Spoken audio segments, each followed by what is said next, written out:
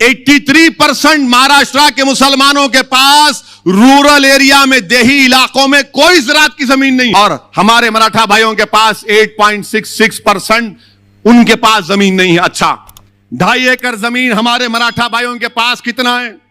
62.74%, और मुसलमानों के पास 10%। मुबारक हो, सेकुलरिज्म जिंदा है अभी, मुबारक हो तुमको।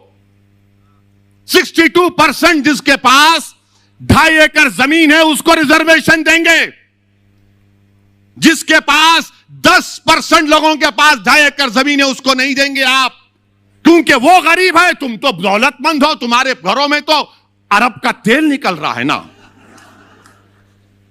घर में चिराग जलाने के लिए तेल नहीं है, और ये जालिम हमको रिजर्वेशन नहीं देंगे। और फिर जिसके पास 5 एकड़ जमीन है, हमारे मराठा भाइयों, 19% मराठा भाइयों के पास 5 एकड़ एग्रीकल्चर रूरल एरिया में लैंड है। मुसलमानों के पास कितनी 5 एकड़ जमीन कितने लोगों के पास है महाराष्ट्र में? खाली 4.60%। 10 एकड़ 6% मराठाओं के पास है, मुसलमानों के पास कितने? 1.20। और फिर 10 एकड़ के ऊपर कितने मराठाओं के पास जमीन है? 2.70। मुसलमानों के पास 1% भी 10 एकड़ के ऊपर जमीन नहीं है। मुबारक हो आपको मुसलमानों, खास तौर से मुबारक उन लोगों को जो सेकुलरिज्म के झूठे वादे पर ये राष्ट्रवादी कांग्रेस को वोट देते, बल्कि गुलामी करना उनका मुकद्दर समझते। ये तुम्हारी बर्बादी की दास्तान बयान कर रहा हूं। क्या आपको शौक नहीं है कि आपकी आमदनी बढ़े, ताकि आप अपने बच्चों की शादी कर सके, अपने बच्चों को पढ़ा सके? ये हमारा ड्रॉप आउट रेट क्यों गिरता? 22% पे प्राइमरी है, ग्रेजुएशन में आते आते 4 क्यों होते?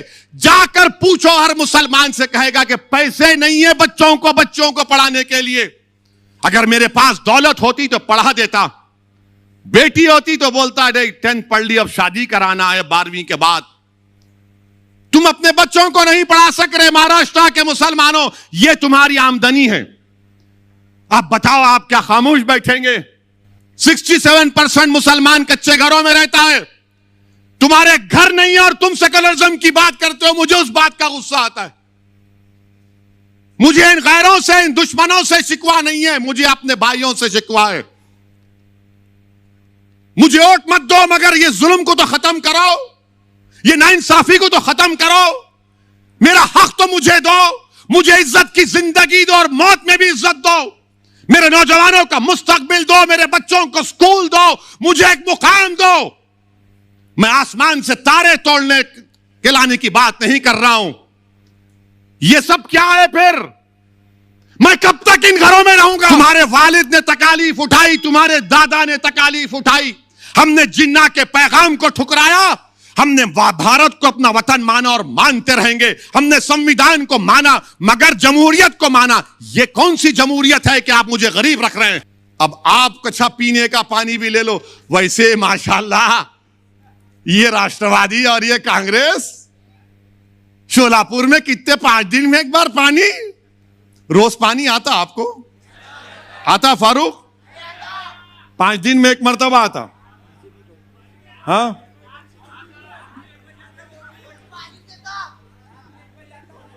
रात में 1 बजे आता, और आता क्या? कितने दिन में आता? तो तुम दोबारा आने देंगे उनको बल्दिया इलेक्शन में? तुम आओगे इंशाअल्लाह ताला। जो पानी नहीं दिए, रिजर्वेशन नहीं दिए, वो घर में बैठेंगे इंशाअल्लाह ताला। यानी ये देखो, आप पानी का भी लिखा हुआ है डेटा। अब तुमको मैं मोटर लगा के जा रहा हूं, ये डेटा दे के खींच, अब दबा के मोटर लगा और खींच अपना रिजर्वेशन। अब तुमको मोटर का काम करना है। अब तुम खामोश नहीं बैठोगे, लगाओगे मोटर। राष्ट्रवादी कांग्रेस, बीजेपी, शिवसेना मोटर, ये देख खींच, ये काम करना है आपको। Thanks for watching. Please like, share and subscribe to videos.